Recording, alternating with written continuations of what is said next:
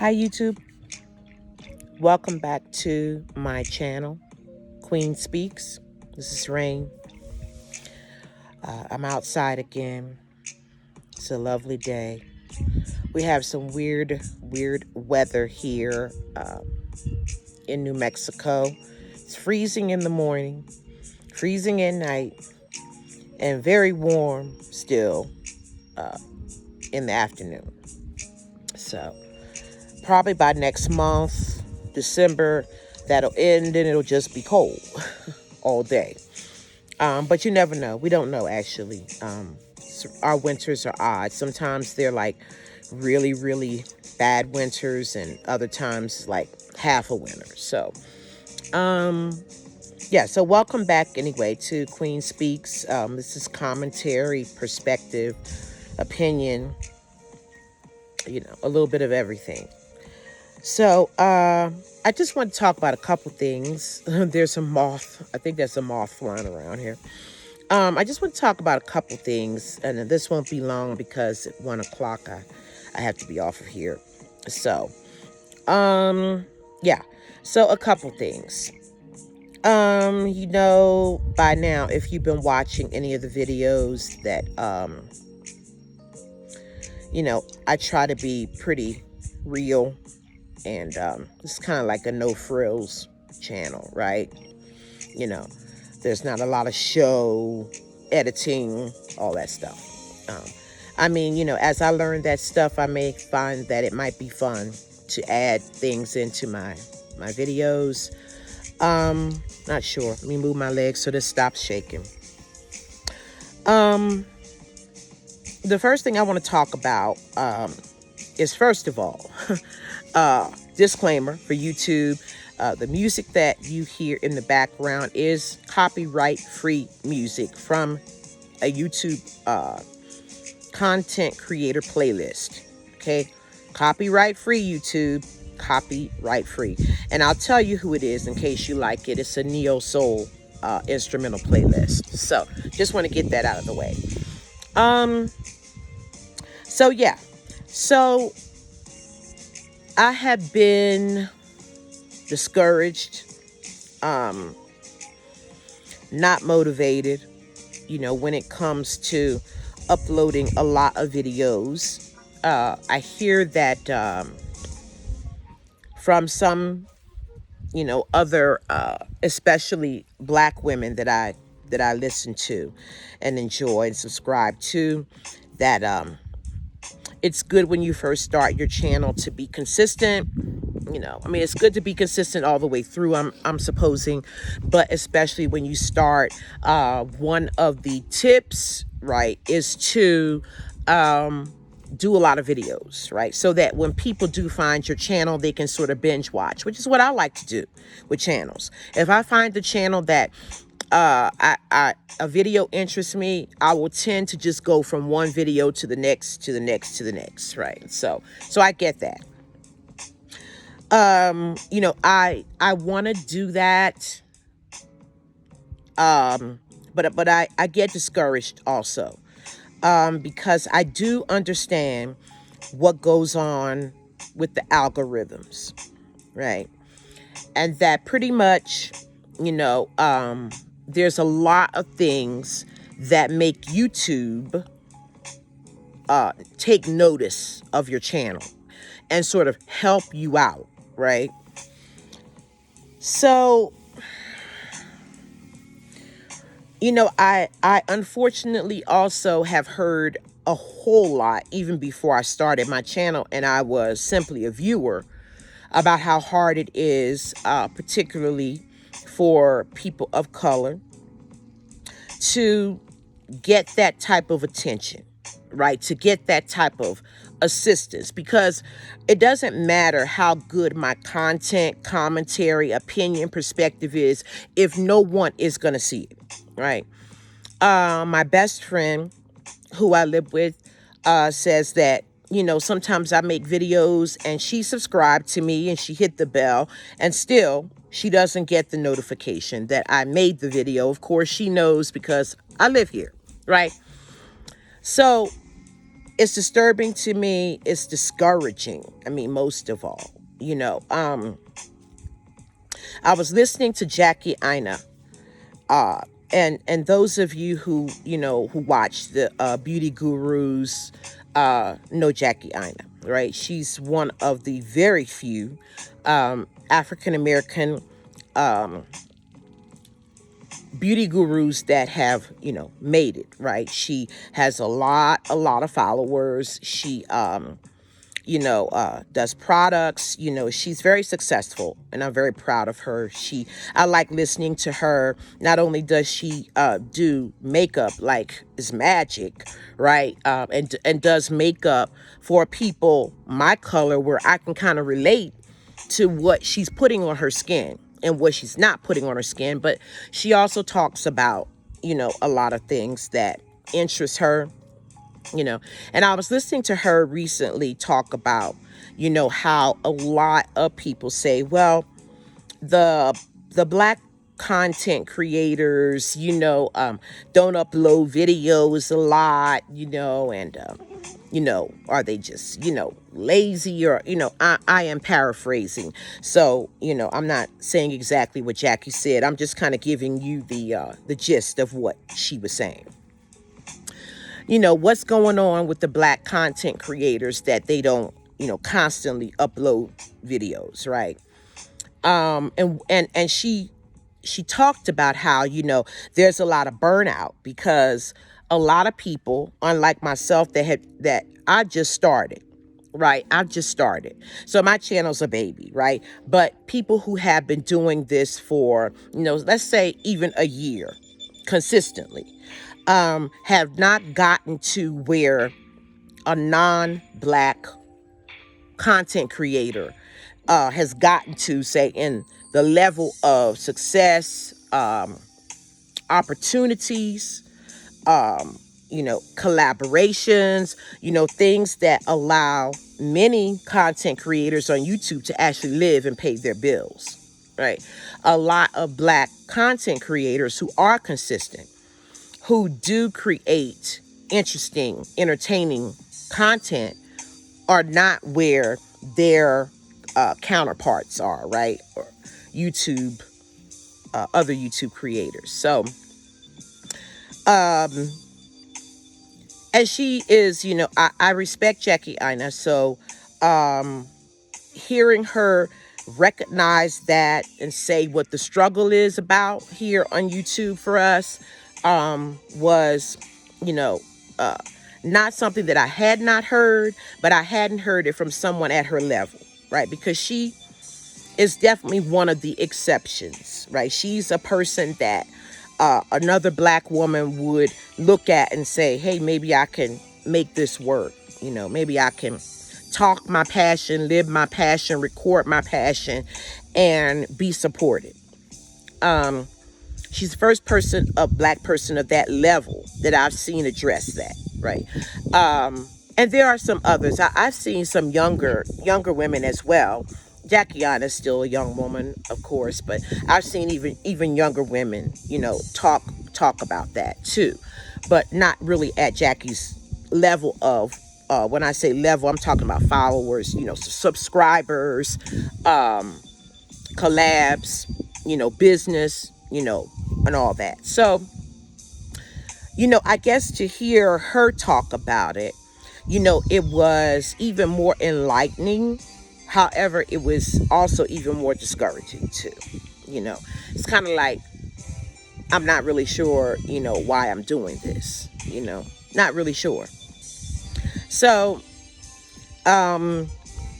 because I'm probably addressing this subject, right, being a young channel, right, I'm not gonna probably get much support from YouTube, of course, of spreading this around. That I mean, YouTube knows that it is a very deep concern. I've read, I've looked up articles where YouTube has talked about the algorithm and that it's not racist, that, it's the way that it's built and what it looks for and things like that. But, let's be real. When you start targeting videos, right, that, talk about certain things, and you decide this is not something that you really feel is something you want a bunch of people to see, you're not going to push that video. And the fact is that the algorithm does address words, right? Phrases, topics, things that, the system feels might be offensive to somebody. Now, offensive. Let me tell you something. I could sit here and talk about anything, and somebody is going to be offended. There is nothing that you can talk about that you're not going to please everybody, no matter what your subject is. There's going to be somebody who finds it offensive or triggering. So we've gotten into the age, right, of trigger warnings, and I respect trigger warnings, and I've used them on Instagram, and things like that. But let's talk about trigger warnings. Okay. All of us have some sort of trauma. Okay. Now, if you want to put it on a scale of how much, how deep, how painful, how traumatic was this person's trauma against that person's trauma. Okay, you might say, oh, this person has really deep trauma. Your trauma is not as deep. But the fact is that all of us, whether we've lived good lives, had good parents, whatever, at some point in time, if you live long enough, you go through very traumatic experiences that never leave you. Now, I could be watching a video and someone could be innocently talking about a particular topic or subject. And maybe I am out of the 2,000 people that viewed this video, might be the only one that finds it as a trigger. Now, I doubt it. I think the percentage would be higher. But let's just say, even if I am the only one out of 2,000 views that finds your topic triggering to me, you would have no way of knowing that, because what you're talking about is not particularly triggering to you, or may not be particularly triggering to the masses. However, it is triggering to somebody. So we could just stick trigger warnings on everything. Right. Now, some things are very obvious trigger warnings, abuse, domestic violence. There's some things that are very, very obvious trigger warnings. Right. But there's a whole lot of things that are trigger warnings, that are triggers that aren't so obvious. Okay. So you don't know who you're triggering. You don't. So, we got that going on. And like I said, I do use it and I do respect it, and I don't really talk about things, to me, that require a trigger warning. However, how do I know? I don't really know, because one person could watch it and say, oh, she said this and it really triggered me. It brought back a memory from the past when somebody else said that to me and this happened. Okay. So we don't know. So we have that going on, right? That's a challenge, right? That's a challenge when you're making videos, especially commentary. But even comedy is a trigger, right? We found that out. Okay. Dave Chappelle knows about that. You can be a comedian and be a huge trigger to people. The things that you say. I mean, for those of you who aren't old enough to know about the comedians of the past, like Pryor, I mean, if they played Richard Pryor today, everybody would be like, oh, he triggered me. So believe it or not, things have calmed down, actually, when it comes to what comedians feel they can say and do on stage even. So trigger warnings. Another challenge, right? So we got the algorithm where it is sort of dissecting your wordage, right? What you're talking about, what you mean, who you might be inclusive of and who you might be exclusive of, right? And then you got triggers. How do I know if what I say is going to trigger you? You know, if it does, I respect that. Turn it off. You know, turn it off. So you got those things, right? A challenge, especially for someone like me who my whole personality, my whole being, my whole essence is about breaking it down. And I'm going to break it down to everybody. You know, if something comes to me that I feel needs to be addressed, I don't care what color you are, what race you call yourself, or anything like that. If I feel it needs to be addressed, I don't care if you're Republican, Democrat. If something comes to me that slaps me in the face, and I see it slapped a lot of other people in the face, and I want to talk about it, I don't care whether or not I feel like you are so-called on my side, right? Or in my tribe. You know, I want to address it. But, you know, will that jive, right, with the algorithm? Okay. So, you know what I'm saying? So discouraged, yes. Not motivated, right? But, you know, I pull this camera out every once in a while and I do it anyway, you know. So I'm not really sure what to do, you know.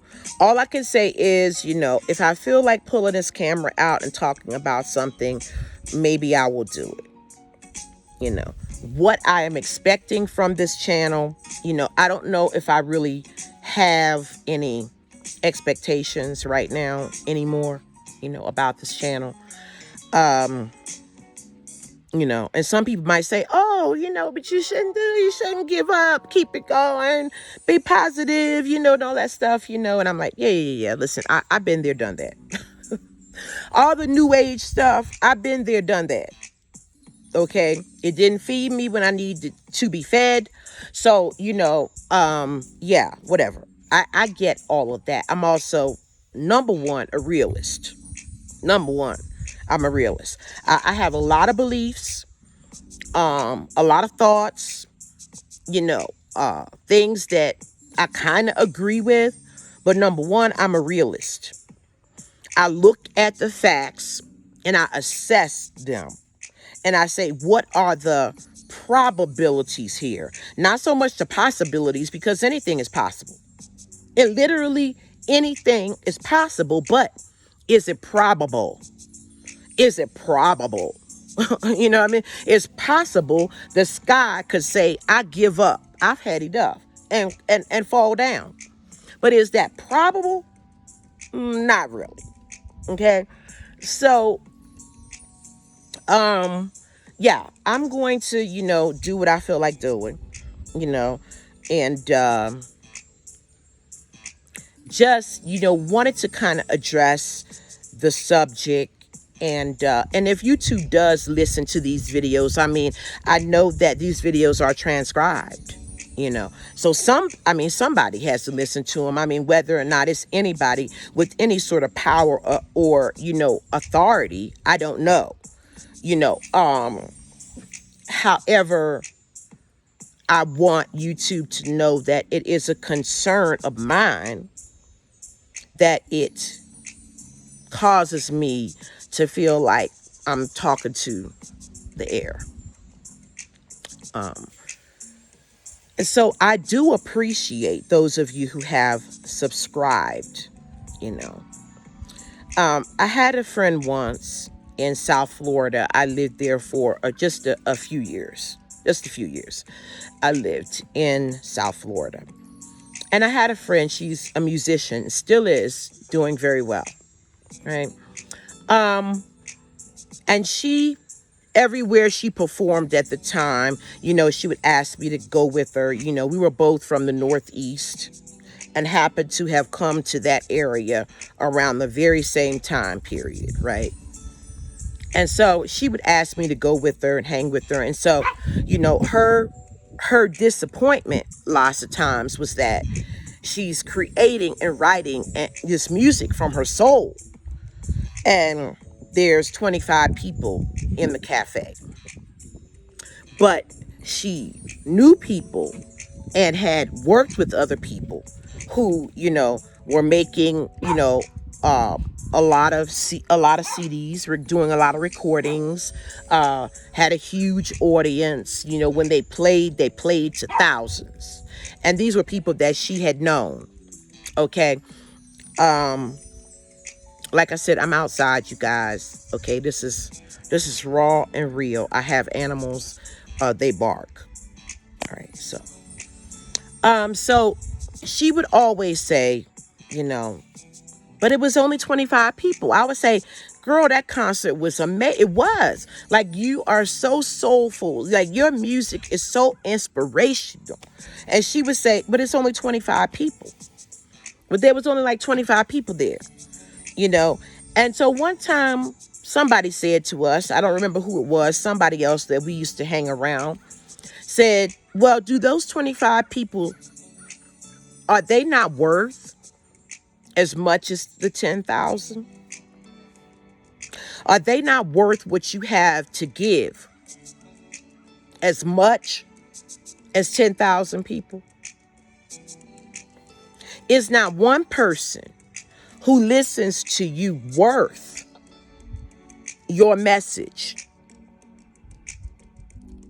Are they any less worthy than 5,000 people who might view this? Than 5,000 people who might subscribe? The answer is no, they're not any less worthy. And so the 15 of you who have subscribed, you're not any less worthy of what I have to give than if 5,000 people subscribed. That is the reality of it. That's the reality of it. And so, all in all, I just hope to be offering something from my perspective that will click with somebody, right? And hopefully that happens. Or has happened. I don't even know. We're always talking about purpose, right? What is my life's purpose? I'm beyond that too. I spent years doing that. I spent years reading those books, making people rich, buying classes and stuff online and courses, and listening to people speak about what is your purpose? What is my purpose? You might have already done your purpose. Your purpose might have been to stand in that line in Walmart and turn around and say good morning to that person behind you because they didn't expect it. They might have needed it. They might have just needed the human contact. You don't know what's going on with them. When they smiled back, you don't really know what that meant to them. To be able just to connect. That could have been your purpose, and it's done. And it's done. And so what's left? If that's a scenario, then what's left, right? Sorry, the sun is hot out here, y'all. If that scenario is a possibility, that something seemingly that small could be your purpose, then what's left would be the question, right? Okay, because people think they just, they're going to live, they're going to serve this humongous purpose and then die. You know what I mean? No. What's left? If you wake up tomorrow, keep it pushing. If you wake up tomorrow, keep it pushing. If you like doing something, keep doing it. If you get joy out of doing something, do more of it. If you feel like being lazy today, be lazy. If you don't feel like doing those dishes, don't do them. If you want to binge on Chicago PD, binge on Chicago PD. You know what I'm saying? Like, I think we need to give ourselves a break about all this my life's purpose stuff. I think if you are living and moving about through people, right? Living your life, paying bills, meeting people, going to the store, taking a walk, playing with your fur babies, your dogs, playing with your children, teaching your children, laughing with your children, your family, your friends, enjoying your home. Purpose, right? Purpose. I think that the New Age movement has done a lot, but then it's also done a lot. It's got a lot of people thinking about stuff that really we're overthinking. We're spending our time overthinking instead of living, breathing, acting, sharing, giving, laughing, telling our stories any possible way we can with just a neighbor, a friend, YouTube, Instagram, whatever, in our art, in our music. Instead of doing that, every day we're like, what is my purpose? What's my purpose? I'm not living my purpose. What is it? What is it? What is it? What is it? What is it? What is it? You might have already done your purpose. You don't know why you're here. And do you need to know? Do I need to know? I'm coming to the conclusion that no, I don't need to know if I am keeping it pushing, if I'm getting up every day and I'm trying my best to live, right? One thing I do believe in is very old and basic, is that you just try to treat people the way that you want to be treated. Try to talk to people the way you want to be spoken to. I believe in that. It's simple. And it runs throughout every religious text that you could possibly read in some way. But anything else that I've read over the years, over the decades of my life, right? I don't know whether I believe it or not.